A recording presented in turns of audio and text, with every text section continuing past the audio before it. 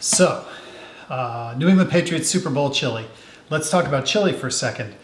There's all different kinds of chili in the world, which is one of those things I think is really fun. It's like barbecue. It's just great to argue about chili, right? So here in Texas, chili does not have beans usually, and often it uses whole pieces of meat. And so this would not be a Texas chili. I love beans. I just love beans. That's something else we'll be talking about. And I love beans in my chili. And I use, this chili has a base of ground beef, which you can see I bought at Kirkland, right? This is out of the freezer, ground beef, HEB, which those of you not in Texas don't get the pleasure of shopping at HEB or Central Market, amazing grocery stores. And then some whole ground, big style ground up pork sausage that maybe I got for lasagna or something, not really sure. They're all frozen, so I'm gonna put them in some hot water for a while, cold water, change the water, get them going. This recipe is really simple. It's like a Rachel Ray recipe, it's like stir and then, dip stuff in. So the first step is we're gonna cut up these onions, saute them in olive oil, and then we're gonna toss in the meat.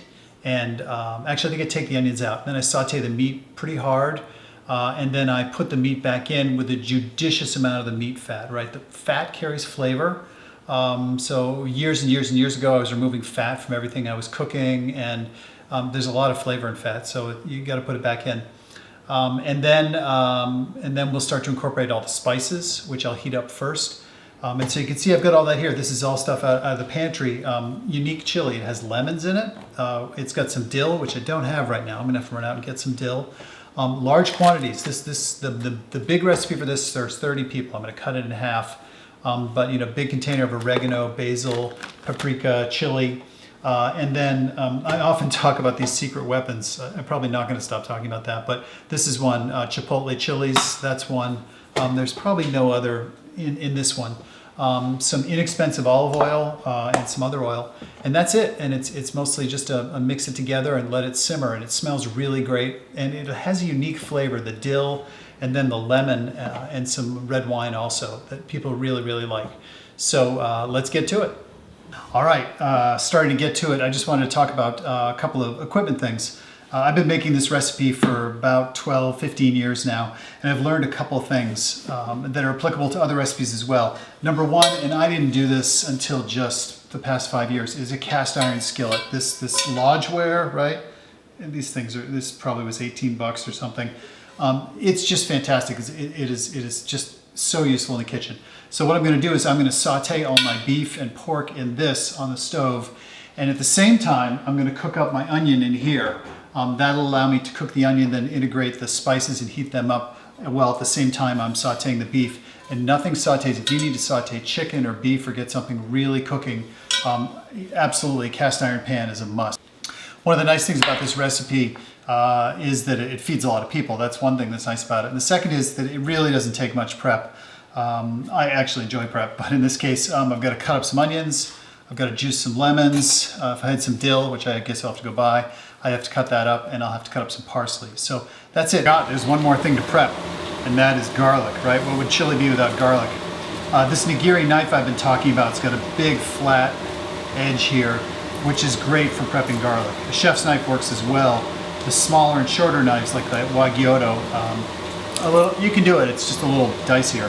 The way I prep garlic, I find it works the best, is I just pound it like that. And once you've done that, it's flattened out, and you can pull the skin off it. I have not yet hit myself or cut myself with the knife while doing it. I guess it could happen, but it never has. It's pretty safe, I think. And that's it. Just give it a pound, and then you can just sort of pick it apart and pick the skin out. Feed that to you-know-who. And then once you're done, and here's a tip I learned, you've got to dice up that garlic, and it gets all sticky, which it's doing right now. And what you can do is, I don't have any right here, but you can put salt on it. You're going to put salt in anyway, so kind of subtract what you're doing. And if you dice the garlic over salt, it eliminates the stickiness of the garlic. So I learned that at a Valentine's Day cooking class that Mary had us go to in Cambridge. So that's it. Now I've got my garlic over the heap of salt, and then I can grab my nigiri and just cut into it and dice it up, small dice. I think it's just like a couple tablespoons. I probably have too much. But the salt tip really does work. So it's been about 15 minutes since I started, and in that time I've sauteed the onions, I've assembled all my ingredients, I've done my prep, and now I'm pulling that frozen beef and pork, which I've had in some hot water for 15 minutes. It's now defrosted. So this cutting tray is now got a meat on it, so I'm gonna have to clean it, but I'm done with all my other prep. I've sliced it open with my paring knife, and then I'm gonna toss it in that cast iron behind me, and you're gonna hear it heat up. I'll be right back though. Oh. All right, it's a little hotter than I wanted. I turned it down. I've got some options here. I've got this plastic spoon, which I really don't like. It's not very helpful.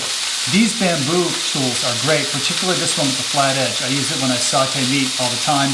And then I use metal, and over time I've accumulated some metal spoons that I really like. These work the best. Not a fan of the plastic. So metal and bamboo, that's the way to go. I'm gonna saute the beef, saute some pork, stir it all up and incorporate it into the onions. Well, I wish you could smell what it smells like in their kitchen. It's got that sauteed beef smell, which I really like, of course. It reminds me of tacos, Taco Tuesday, my mom. And then sauteed sausage as well, which reminds me of Fenway Park, that sweet Italian fennel sausage. That's what I use in this recipe. At first I used to make it with the hot sausage, or hot and sweet, and now I just make it with the sweet Italian sausage. So the rest of it, as I was saying earlier, is very much dump and pour.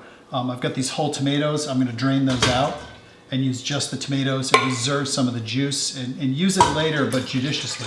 So you can hear I'm draining out those tomatoes, and then it's tomato paste and garlic and comino and oregano and chili and Dijon.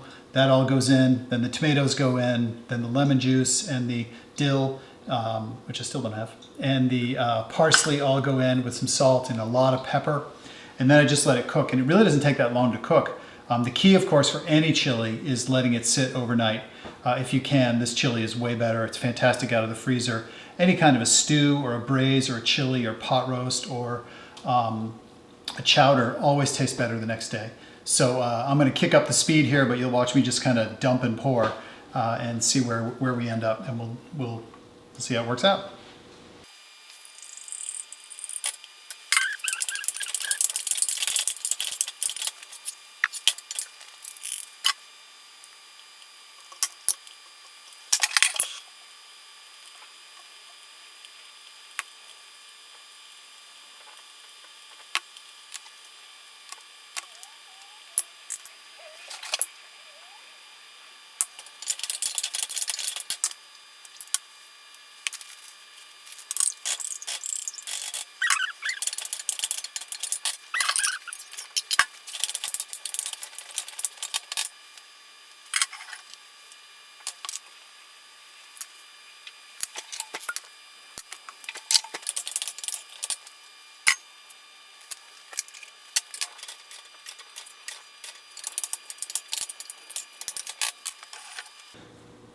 So at this point, I've got all the ingredients in there.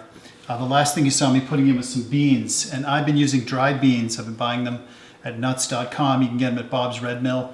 And I've been using this pressure cooker, this Instapot that I got, so I don't have to plan a day ahead. If I think, oh, I should make a bean dish right now, I can get it going pretty quickly. And so those were pinto beans. Actually, no, those are red kidney beans. And they're in there now. So what I'm going to do now is give it a taste to see what I think of it, and then I'm going to let it cook for probably another hour, 45 minutes, really low and slow. The tomatoes will heat up, they'll break down, and the juice from the tomatoes will come in. If I need more tomato juice, I have some here, but I've used more in the past. It doesn't work out. It gets a real tomatoey flavor, which is not that great. So I'm going to give it a try, see what I think. I can add some of my other things. Probably I won't, though. I'll let it sit for a while. I'll definitely be putting in some fresh ground pepper, which I have here at some point, to even things out. So let's see what it tastes like. Bubbling away down there.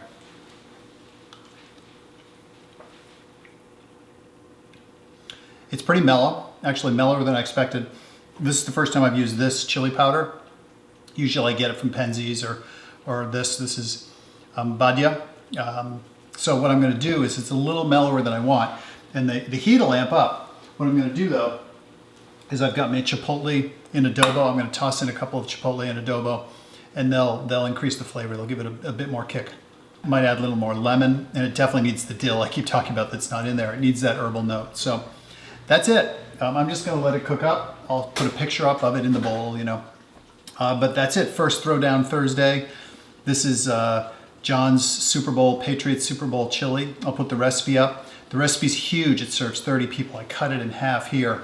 But you can make this at home, put some up now, toss it in the freezer, and you can pull out little containers of it and make everybody really happy. Put it on crackers, eat it with family.